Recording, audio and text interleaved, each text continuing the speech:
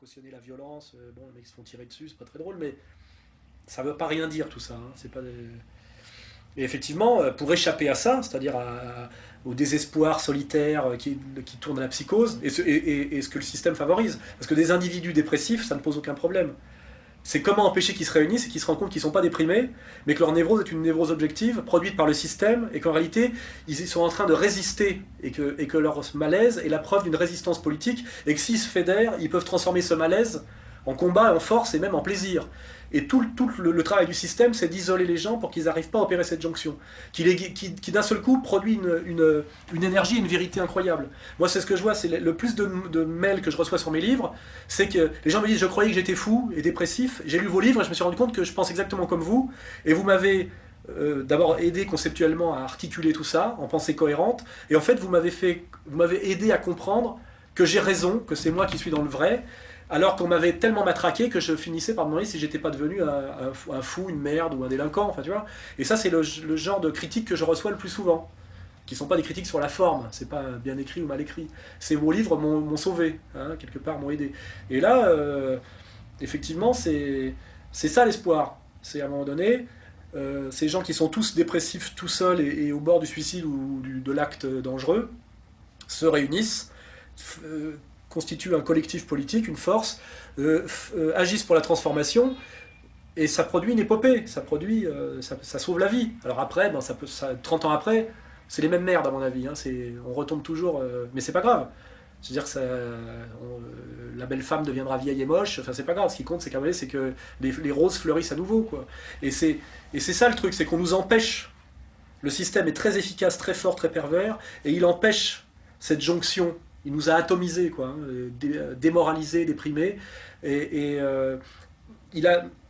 c'est ça l'enjeu. Soit on arrive à se regrouper, à se coaliser, et on reprend le pouvoir, on transforme les choses, soit on n'y arrive pas et on meurt les uns et les autres séparément, et on meurt de ne pas pouvoir se rejoindre. Voilà, c'est ça. Et je pense que c'est la métaphore exacte de tout ce qui se passe en ce moment. Et l'enjeu du système, des méchants, du pouvoir, c'est ça.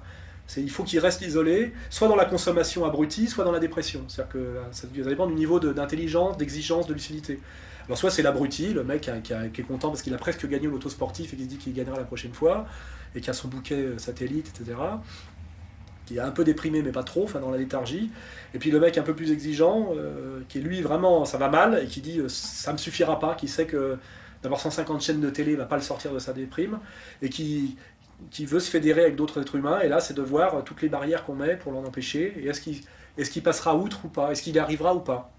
Donc il y a un enjeu politique, un combat politique, une inconnue politique, et on est en plein dedans, là, hein. Je veux dire, on n'est pas loin, quoi. Et moi, je reçois aussi beaucoup de mails, des gens qui me disent, quand est-ce que vous créez un parti politique, il faut qu'on marche ensemble, on peut faire des choses ensemble, il y a un vrai désir de combat politique collectif, là, de plus en plus. Égalité et Réconciliation organise son assemblée générale en octobre. Avez-vous quelques mots à dire sur l'évolution de R dans les années à venir ? Oui, il faut bien comprendre que moi j'ai créé Égalité et Réconciliation à la demande d'un groupe de gens qui sont venus me voir en me demandant de prolonger mon travail d'écriture par un travail d'engagement politique. Au départ, j'avais aucune intention de faire ça. Donc je n'ai pas eu la volonté de le faire. Je l'ai fait. Pour le faire, je me suis entouré de gens. Je n'ai jamais géré un collectif. Moi, je suis un individu, un écrivain, un artiste. Donc au début, j'ai bricolé. J'ai refusé certaines règles, finalement, qui sont des règles universelles, quand on est un chef et qu'on gère un collectif. Et en refusant ces règles, je me suis attiré des ennuis et j'ai fragilisé la structure. Finalement, j'ai compris qu'il y avait des règles intangibles. Voilà. Il doit y avoir de l'organisation, de la hiérarchie, on doit être un peu parfois dur, c'est-à-dire, voilà. Et j'ai progressivement rectifié le tir, en virant des gens de mon association qui étaient des dingos, des parasites, des gens pas nets, etc.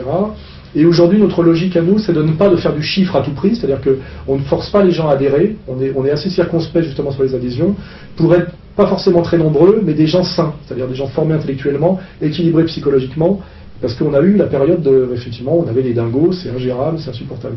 Donc maintenant, on est une structure qui ne cherche pas à grandir à tout prix, qui est plutôt comme un peu sur Facebook où je passe mon temps à refuser les demandes, parce qu'on n'a pas besoin, mais par contre avec un noyau dur structuré, de gens qui ont un haut niveau de qualification intellectuelle, etc., une ambiance très fraternelle, une trésorerie très saine aussi, tout ça va ensemble, Et nous invitons les gens à s'intéresser à égalité et réconciliation, à regarder les choses sur Internet, à échanger, à lire, à s'instruire, mais nous ne poussons pas à l'adhésion, à l'électoralisme, etc. Donc moi je dis bien, pour les gens qui croiraient que j'ai un projet, voilà, c'est à la limite,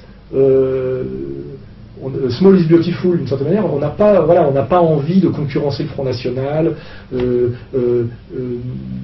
comment dirais-je, il n'y a pas de projet d'enrichir ER par des adhésions multiples, à tout va, comme a essayé de faire d'ailleurs le NPA, hein, qui ont échoué, d'encarter des gens à tout prix, à toute vitesse dont on ne sait pas quoi faire, etc.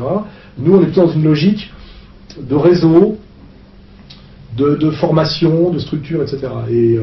Et donc moi, je ne refuse personne à égalité et réconciliation, mais c'est vrai qu'on demande, maintenant on est très exigeant au niveau des adhésions, on demande aux gens de vraiment nous dire qui ils sont, ce qu'ils font, etc.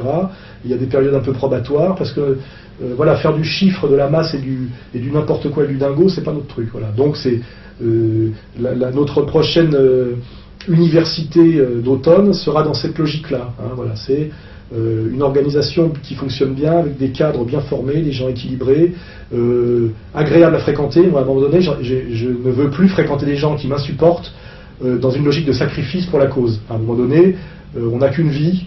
Je veux être avec des gens avec qui je m'entends bien, que j'ai plaisir à voir, etc. J'ai trop longtemps fréquenté des dingos, des emmerdeurs, des tordus, en me disant il faut le faire, c'est le combat politique. Finalement, tout ça n'amène à rien, à de la dépression, à des tensions, etc. Donc je reviens sur cette idée qui a beaucoup à voir avec la vision orwellienne. Hein, voilà, il faut le but finalement c'est le bonheur, et c'est d'être un groupe fraternel. Donc c'est pour les connards par exemple d'ethno-gauchistes qui m'emmerdent, etc. en disant que j'ai un double langage ou un projet, etc.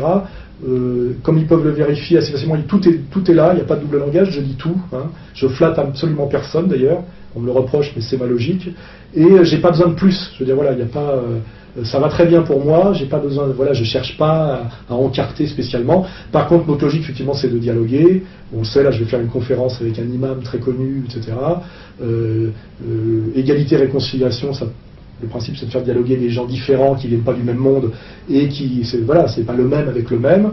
Ça, je le fais parce que j'aime ça, je l'ai toujours fait. Mais on n'a pas de projet d'encarter ou de faire voter, etc. Comme les gens croient. Les gens voteront pour qui ils veulent à la présidentielle. Moi, j'ai pratiquement jamais voté de ma vie. Quand je m'engage, je m'engage. Les gens font ce qu'ils veulent. Nous, on essaie de faire monter le niveau de conscience, pointer du doigt les malhonnêtes. Et voilà, on essaie de faire un travail positif. Et après, les gens font ce qu'ils veulent. Et moi, je dis, je ne suis pas converti à l'islam, je ne suis pas musulman. Je suis de culture catholique, mais pas pratiquant. Je suis certainement un patriote français, c'est sûr, mais sans naïveté sur le roman national. Voilà. J'essaie de, et je pense que ER, c'est ça. Voilà, c'est pas, y a pas, je pense qu'on essaye d'échapper au piège de tout ce qui est dégoûtant en politique, hein, l'embrigadement,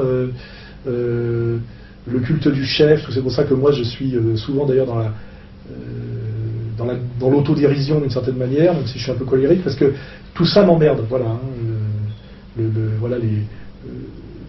j'ai eu même du mal à accepter un peu de hiérarchie dans l'organisation parce que je sentais que c'était nécessaire.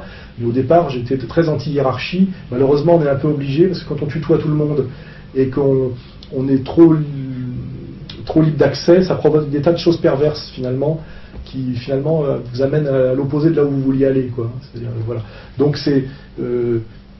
j'ai fait une petite digression là-dessus. Voilà, ER, c'est un truc atypique. Ça ressemble peut-être plus finalement à ce qu'étaient les situationnistes avant 68. Voilà, on prétend être un groupe de gens intelligents, voilà, et peut-être plus intelligents et cultivés que les autres. On aime les paradoxes, on aime la prise de risque, on aime les personnages atypiques.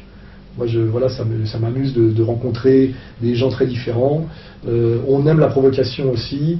On n'est pas dans l'efficacité politique comme les partis qui sont obligés de faire du chiffre, etc. Donc j'aime déraper.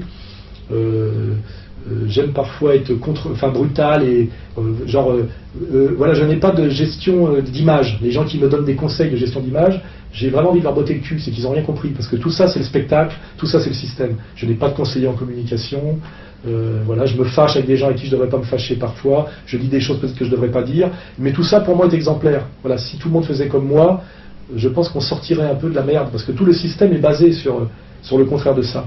La gestion d'image, le calcul statistique, hein, le chiffre, etc., etc. Et il faut casser tout ça. Hein, voilà, voilà, c'est un message que j'envoie sur ce que c'est que l'ER, comment on peut y adhérer, et pourquoi finalement on veut pas finalement grandir trop et trop vite, ça nous intéresse pas. Voilà, je finirai là-dessus. Très bien, nous aurons l'occasion de reparler en octobre et je vous remercie Alain Soral. Et je vous remercie et salut à tous les internautes. Et je dis, l'aventure continue. Finalement, on est dans la résistance, on est vivant, on n'est pas trop dépressif. Et en dernière instance, s'il y a un jugement dernier, notre idée quand même, c'est qu'on pourra se présenter devant l'Éternel sans avoir trop peur de finir pour l'éternité dans les flammes de l'enfer. Et c'est quand même en dernière instance ça qu'il faut avoir en tête. Voilà. Se préparer à affronter son juge suprême et en pensant qu'on mérite peut-être de ne pas aller en enfer. C'est finalement ce qui me motive en dernière instance. Voilà. Salut à vous.